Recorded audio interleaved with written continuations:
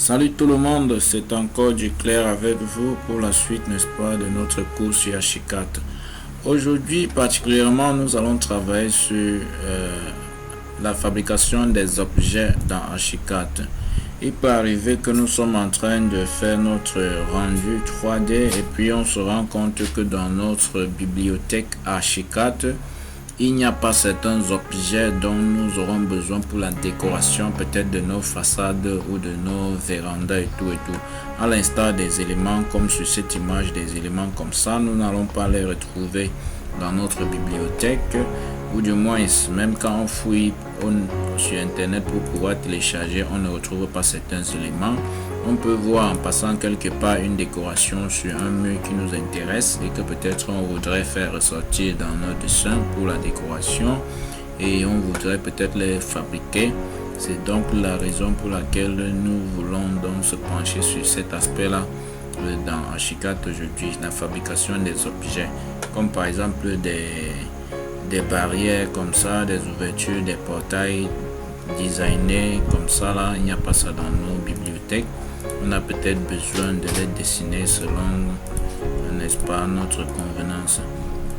Donc, le principe est simple. Nous allons peut-être prendre ce dessin et puis voilà un mur, n'est-ce pas, de la clôture qui est designé de sa manière là, la manière la plus simple. On voudrait donc positionner un mur décoré un tout petit peu avec, n'est-ce pas, une décoration qui nous convient. Et puis voilà, afin de pouvoir sortir le rendu 3D de notre bâtiment. Et pour ce faire, nous avons besoin donc d'aller en 2D. Le principe est simple. Nous pourrons prendre l'outil dalle que voilà, un double-clic. Dans dalle maintenant, l'épaisseur qu'on met, l'épaisseur de la dalle, c'est l'épaisseur de notre élément.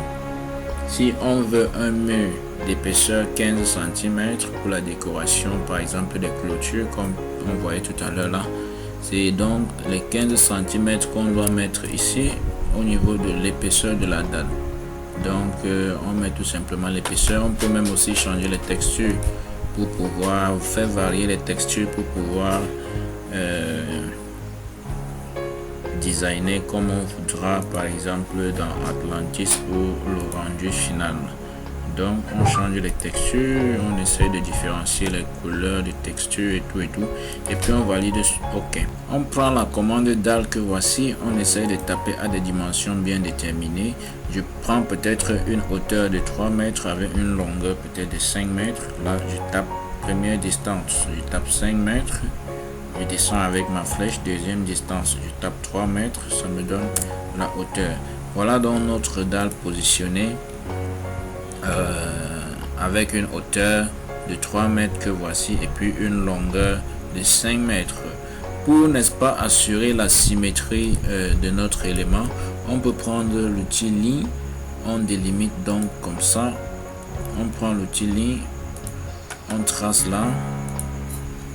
Et puis on essaye donc de travailler sur un côté de la dalle. Donc on essaye de couper comme ça en prenant le nœud. Je me positionne là. Je me positionne là. Là j'ai à travers donc la ligne ressorti le milieu de ma dalle. Je peux couper carrément un côté et jeter. Là, je prends l'outil ligne pour essayer donc de délimiter les limites des contours, je veux dire, de ma dalle. Et là, je sélectionne ma dalle. Là, avec cet élément-là, je peux diviser ma dalle carrément en deux. Je coupe comme ça et je supprime une partie. J'ai supprimé une partie, il me reste donc naturellement cette autre partie là. Je peux donc designer cette partie comme je voudrais en déplaçant par exemple la ligne pour me rassurer, n'est-ce pas, du parallélisme. Je peux taper point 75, je valide. Voilà un décalage par exemple. qui me permet donc d'assurer un tout petit peu le parallélisme comme ça. Je peux aussi décaler aussi ma ligne en faisant CTRL T, tape point 25, je valide. En sélectionnant ma dalle, je peux aussi décaler là. Je sais qu'il y a un décalage de point 25, même étant là-bas, je peux décaler aussi l'autre ligne du milieu là. Je tape par exemple 1 mètre, 1, je valide. Je sais que ici je suis à un décalage de 1 mètre. Je peux prendre là, je dépose là, je prends là, je dépose là. Et puis même étant ici, je peux diviser un tout petit peu le milieu de mon mur. Je crée même un petit à travers donc cette commande. Je crée la déco, n'est-ce pas, que je voulais avoir, comme ça, un arc de cercle. Et puis je peux créer toutes sortes de décos telles que je souhaite à travers donc cette boîte de configuration là. Et puis je peux supposer que ça c'est un tout petit peu le design que je voulais. Je supprime les traits comme ça, je supprime ces traits là, et puis je sélectionne ma dalle en faisant CTRL Y, en copiant CTRL Y, on tape encore CTRL pour pouvoir copier tout simplement. Ça nous permet de faire la symétrie, la copie symétrique, si je peux dire ça comme ça. Donc on dépose comme ça, et voilà l'élément de dalle que nous venons tout simplement de transformer donc en design.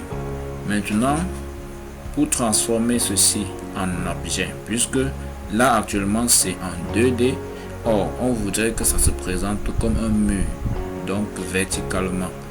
Nous sélectionnons tout simplement l'outil en question, comme ceci, rien que l'outil. Sur toute la page, nous sélectionnons seulement l'outil. Et puis on fait un clic droit, on prend afficher sélection barre zone de sélection en 3D, on accepte comme ça, et puis on essaie de faire l'optimisation sur l'écran. Ça s'affiche comme ça. Voilà notre élément, et là actuellement notre élément est tout simplement en horizontal. Donc ce qui a lieu de faire maintenant, c'est de rendre ça vertical sous forme d'objet. Ce qui a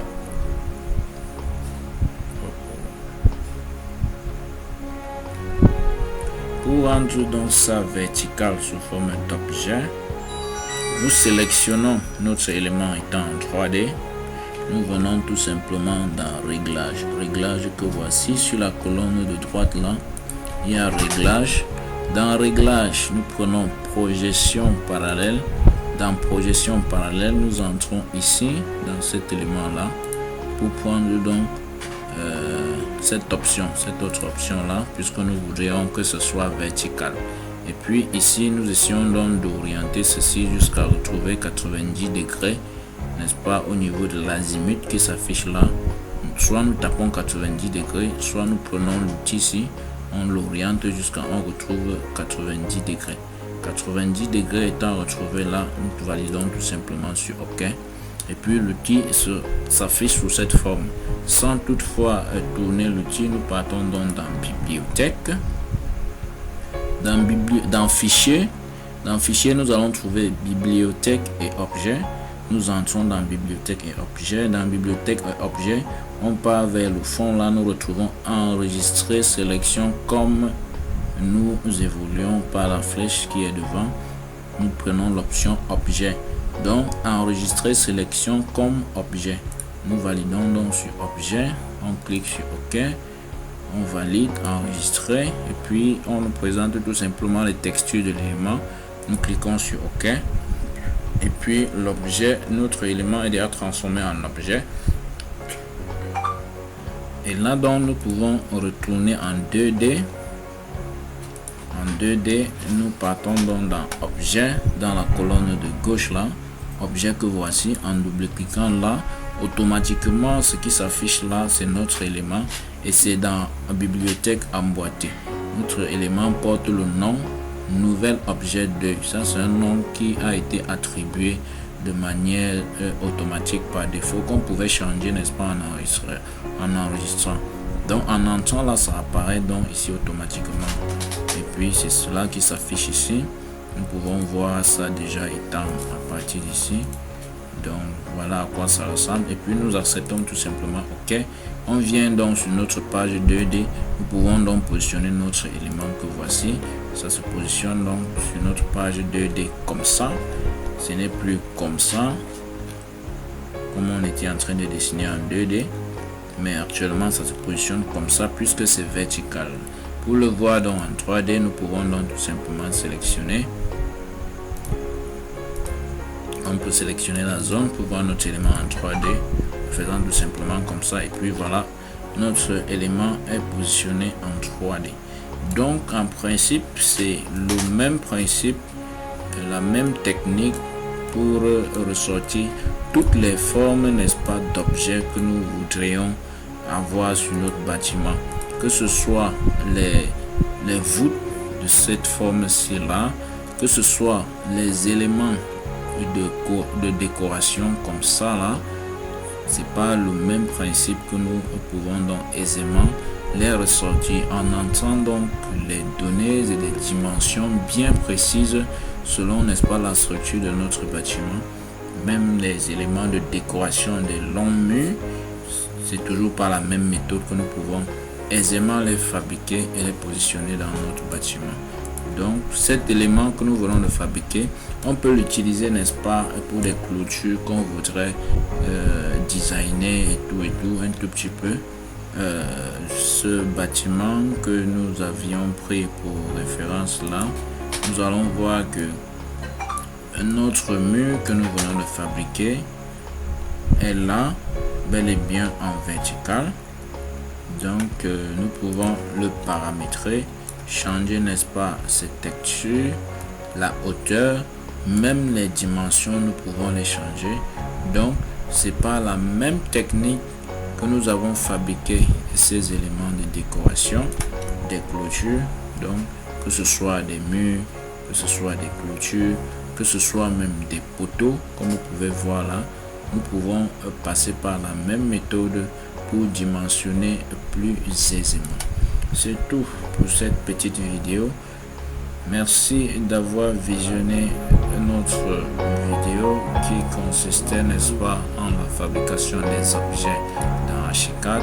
Nous vous demandons de nous écrire par commentaire en bas de la vidéo vos autres préoccupations. Si vous n'avez pas compris un aspect, ou bien si vous êtes en train d'interpréter et que vous êtes buté à un niveau donné, veuillez nous écrire tout simplement et puis on prendra la peine de vous répondre tout aisément. Merci de vous abonner aussi à la page et de partager la vidéo si elle vous a plu. Et à très bientôt pour les prochaines vidéos.